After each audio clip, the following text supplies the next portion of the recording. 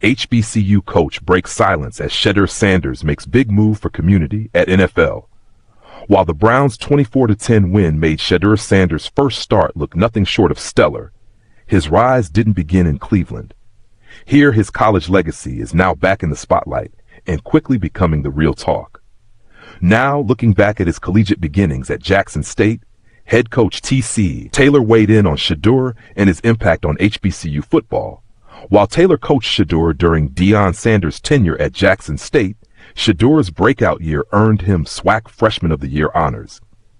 On Monday's SWAC Coaches Call, when Taylor was asked about the former Jackson star's performance, he was candid.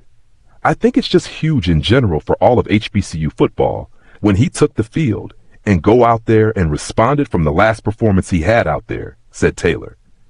"He went out there and played well, but with nothing that I wasn't used to. I mean, he played his butt off here. You talk about a two-time SWAC champion, offensive player, the year and everything, and the work ethic and everything. He had an opportunity to know he would be the guy going into that week.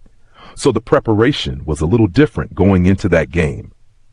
Against the Raiders, Shedeur had a stellar performance, throwing for 209 passing yards and 1 TD.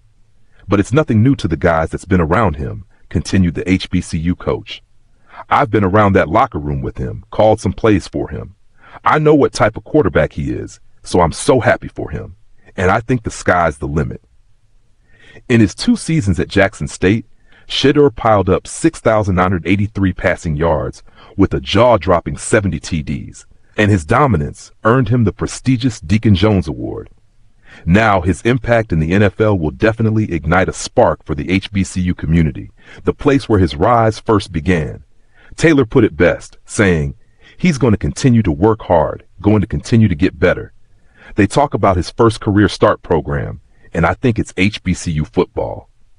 But this is not the first time for Taylor. He also spoke highly of Shedeur following his CU debut in 2023 against TCU. Now, while Shedeur has always spoken highly of his HBCU journey, Jackson State continues to make waves even after his departure.